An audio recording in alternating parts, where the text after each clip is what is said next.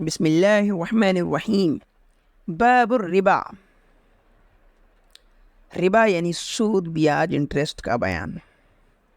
قال اللہ تعالی، اللہ تعالیٰ فرماتا ہے وَأَحَلَّ اللَّهُ الْبَيْعَ وَحَرَّمَ الرِّبَا، اور اللہ تعالیٰ نے بے یعنی خرید و فروخت کو، بزنس کو، تجارت کو حلال قرار دیا ہے، اور سود کو، بیاج کو، انٹرسٹ کو حرام قرار دیا ہے. یہ آیت اس وقت نازل ہوئی جب کہ کافر اور مشرک لوگوں نے یہ کہا کہ انما البیع مثل الربا، کہ تجارت اور خرید و فروخت جو ہے وہ سودی لین دین کی طرح ہیں. تو اللہ تعالیٰ نے اس آیت میں اس اشکال کا جواب دیا ہے ایسا نہیں ہے، بلکہ تجارت جو ہے وہ حلال ہے اور سود حرام ہے. وقال تعالی، اور اللہ تعالیٰ نے فرمایا يا أيها الذين آمنوا لا تأكلوا الربا أضعافا مضاعفة. اے ایمان والو، مت کھاؤ سود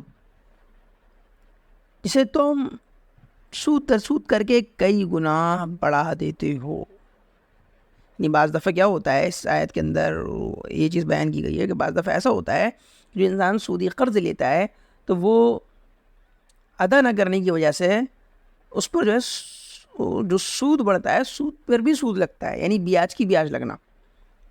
تو وہ لیتا 10 روپے ہے لیکن وہ 10 روپے جو ہے 100 روپے اور 1000 روپے بچ جاتے ہیں. معنی الربا، سود کا معنی.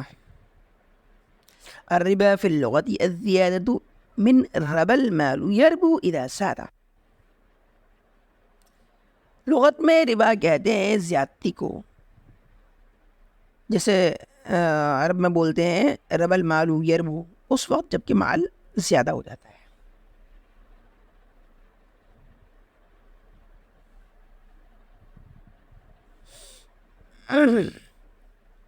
وفي الشرع عبارة عن عقد فاسد بصفة مخفوفة، اور شریعت میں ربا کہتے ہیں ایسے عقد فاسد کو جو مخصوص صفت کے ساتھ میں انجام دیا جائے. انواع الربا، ربا کی قسمیں. والربا نوعان، ربا الفضل وربا النسیئة. اور ربا کی 2 قسمیں ہیں، ربا الفضل اور ربا النسیئہ. ربا الفضل وهو عبارة عن فضل مال لا يقابله عوض في معاوضة مال بمال، بأن يبيع الذهب بالذهب أو الفضة بالفضة أو البر بالبر أو الشعير بالشعير مع زيادة.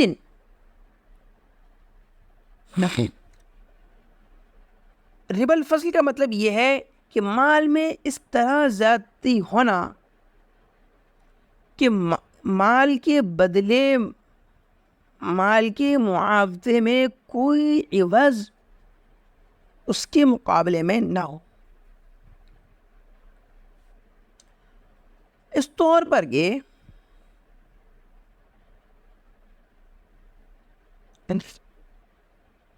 سونے کو سونے کے بدلے، یا چاندی کو چاندی کے بدلے، یا گیہوں کے گیہوں کے بدلے، یا جو کو جو کے بدلے زیادتی کے ساتھ میں بیچا جائے.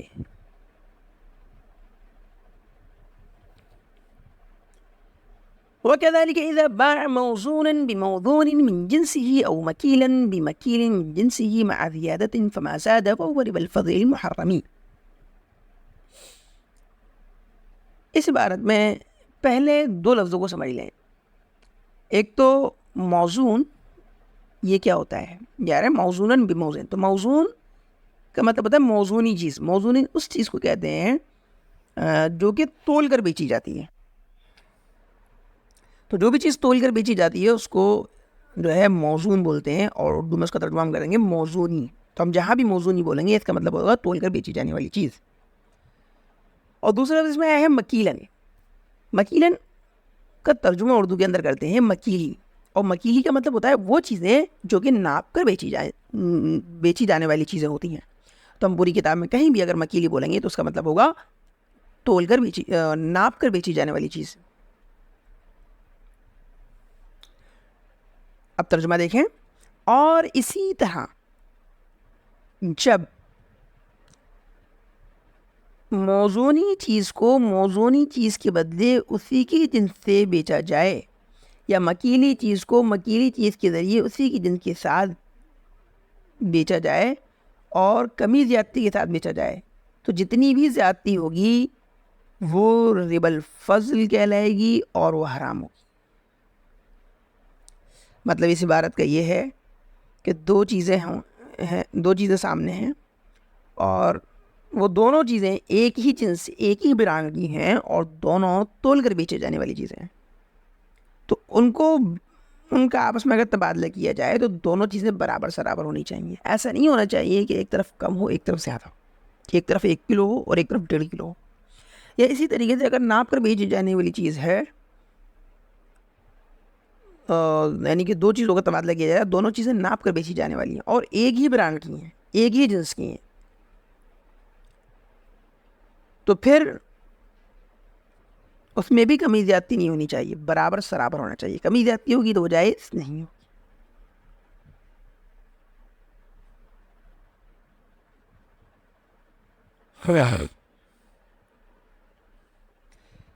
فعلة الحرمة في ربا الفضل هي الكيل مع اتحاد الجنس أو الوزن مع اتحاد الجنس۔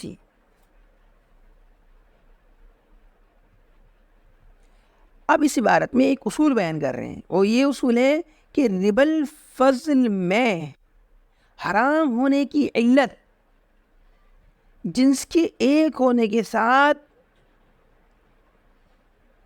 چیز کا کیلی ہونا ہے، یعنی کہ ناپ کر بیچے جانے والا ہونا ہے، یا جنس کے ایک ہونے کے ساتھ چیز کا وزنی یعنی کہ تول کر بیچی جانے والی ہونا ہے۔ یعنی کہ ربا الفضل اس وقت پایا جائے گا جبکہ دونوں چیزیں ایک ہی جنس کی ہوں اور کیلی بھی ہوں، یا دونوں چیزیں ایک ہی جنس کی ہوں اور دونوں ہی تول کر بیچی جانے والی ہوں۔ اگر کیلی یا وزنی تو ہے لیکن تول کر بیچے جانے والی مطلب ایک جنس کی نہیں ہے، الگ الگ جنس کی ہیں، تو پھر ربا الفضل نہیں پایا جائے گا۔ آگے اس چیز کو مثالوں سے یہ واضح کریں گے۔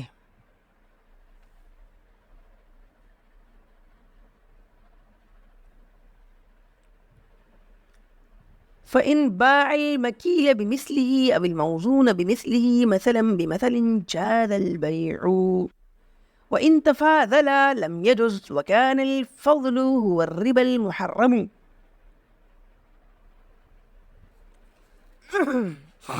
لہذا اگر مکیلی چیز کو اسی کی جیسی چیز کے بدلے میں یا موزونی چیز کو اسی کی جیسی چیز کے بدلے میں برابر سرابر بیچا جائے تو جائز ہے بیچنا، اور اگر کمی زیادتی کی جائے تو پھر جائز نہیں ہوگا، اور جتنی زیادتی ہوگی وہ سود مانی جائے گی اور حرام ہوگی۔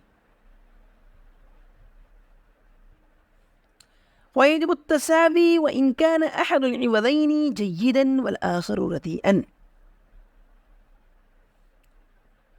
اور برابری ہونا ضروری ہے اگرچہ عوضین میں سے یعنی کہ دو چیزیں جو بیچی جا رہی ہیں ان میں سے ایک چیز عمدہ ہو، بیسٹ کوالٹی کی ہو، اور دوسری چیز گھٹیا ہو۔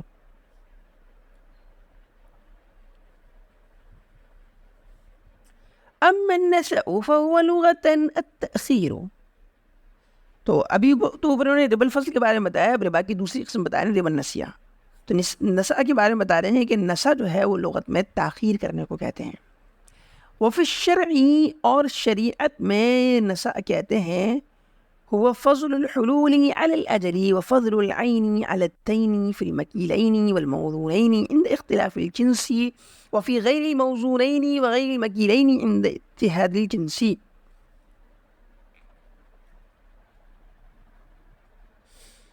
شریعت میں نسا کہتے ہیں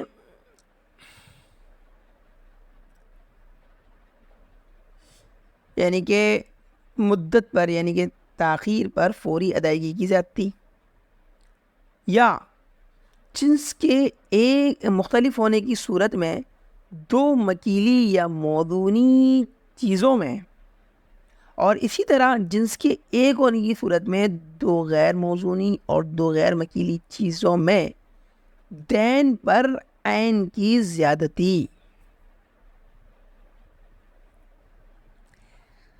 اب یہاں دین اور عین کو سمجھ لیں۔ دین کہتے ہیں اس چیز کو جو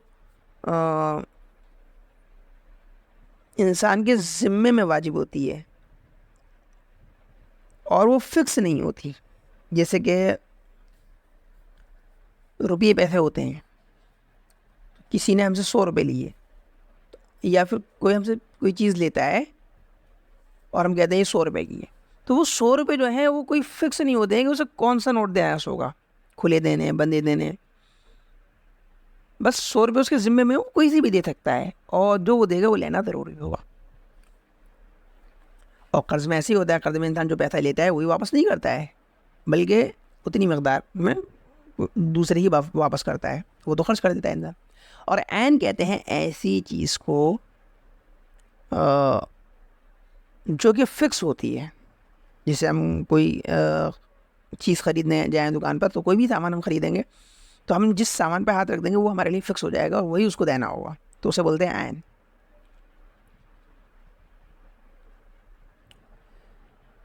تو یہاں مطلب یہی ہے کہ ایک چیز تو انسان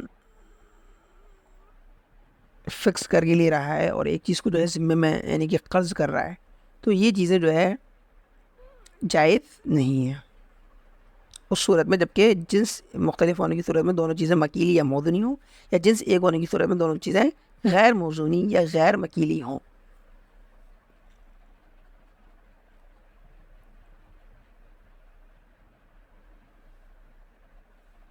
وعلة ربا النسأ هي وجود أحد وصفي العلة الربا الفضل۔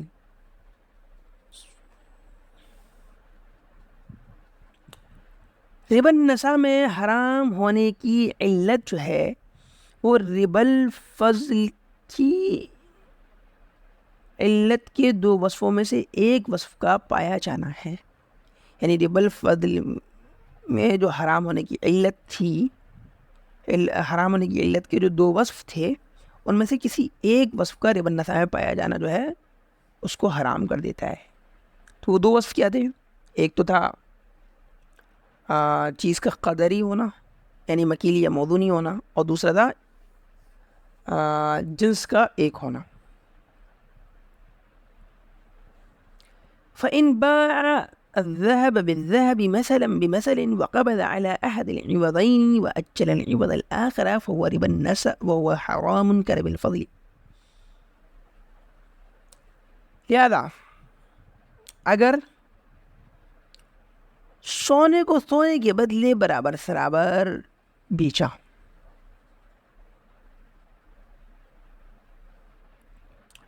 اور دو عوضوں میں سے ایک پر قبضہ کر لیا اور دوسرے عوض کو ادھار کر دیا، یعنی کہ سونے کو سونے کے بدلے بیچ رہے ہیں لیکن ایک پارٹی نے تو قبضہ کر لیا اپنے سونے پہ جو وہ لے رہا ہے، لیکن دوسری پارٹی نے قبضہ نہیں کیا بلکہ اس کو ادھار کر دیا گیا کہ اسے بعد میں دیا جائے گا۔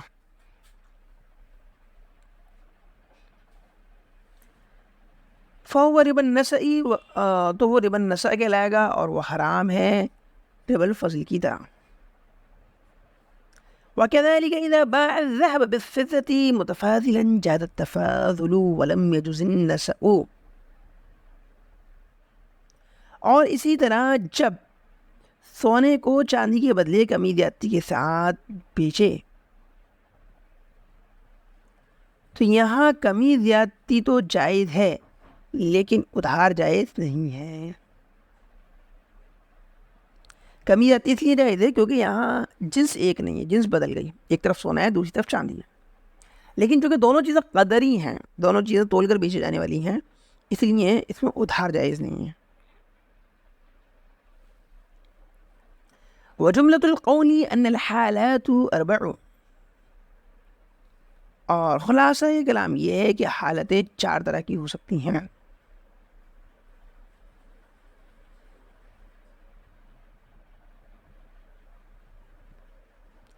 نمبر 1، ألا يوجد الجنس ولا القدر وهو الكيل أو الوزن بأنواع الكتابة بالثوب مثلا، والحكم فيه أنه يجوز فيه التفاضل والنسأ كلاهما.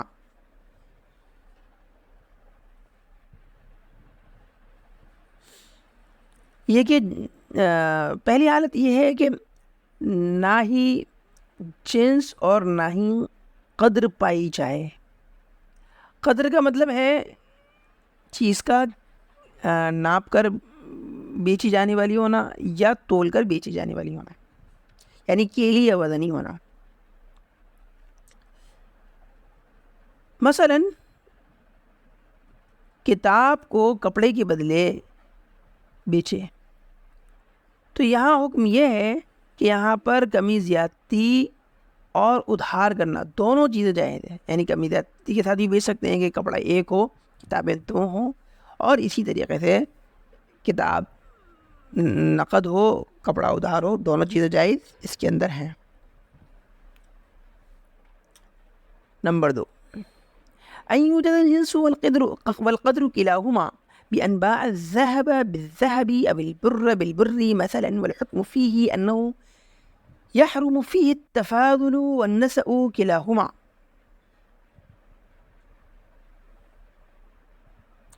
دوسری حالت یہ ہے کہ جنس اور قدر دونوں چیزیں پائی جائیں، یعنی کہ دونوں چیزوں کی جنس ایک ہو اور دونوں چیزیں کیلی یا وزنی ہوں. مثلا سونے کو سونے کے بدلے یا گیہوں کو گیہوں کے بدلے بیچے،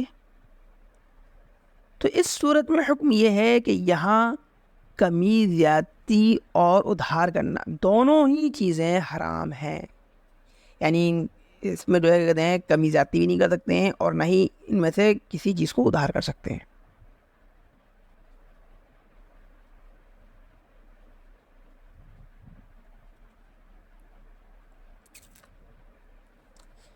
نمبر 3، أن يوجد القدر وهي الكيل والوزن ولا يوجد الجنس بأنواع البر بالشعير أو الذهب بالفضة، والحكم فيه أنه يجوز التفاضل فيه، أما النسأ فلا يحل.